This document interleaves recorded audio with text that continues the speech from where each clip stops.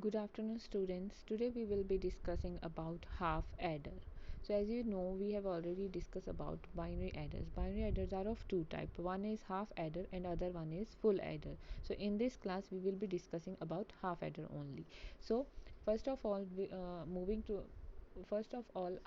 before moving to half adder, we need to know what is binary addition. So let's see what is binary addition. Binary addition requirement is how we can add these two numbers.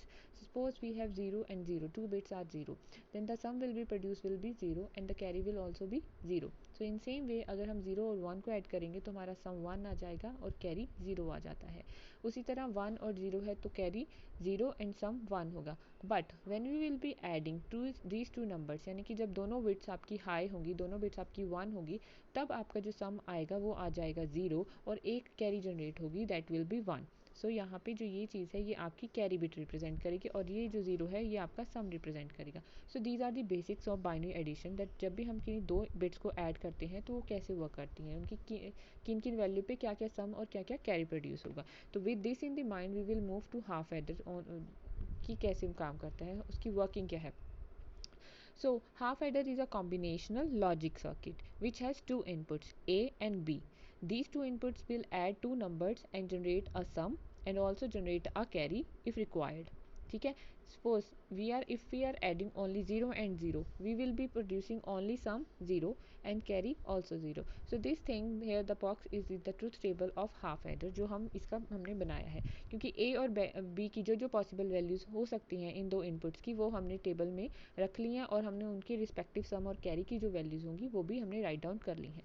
तो suppose जब A और B दोनों की value 0 है तो आपका सम जो produce होगा वो 0 होगा और कैरी भी 0 होगी. देन आफ्टर दैट जब A की वैल्यू 0 है और B की वैल्यू 1 है तो आपका सम 1 प्रोड्यूस हो जाएगा, कैरी 0 होगी.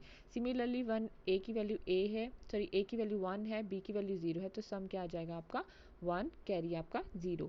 And the last one is जब दोनों वैल्यूज 1 है तो सम आपका 0 हो जाएगा और कैरी बिट क्या बन जाएगी 1.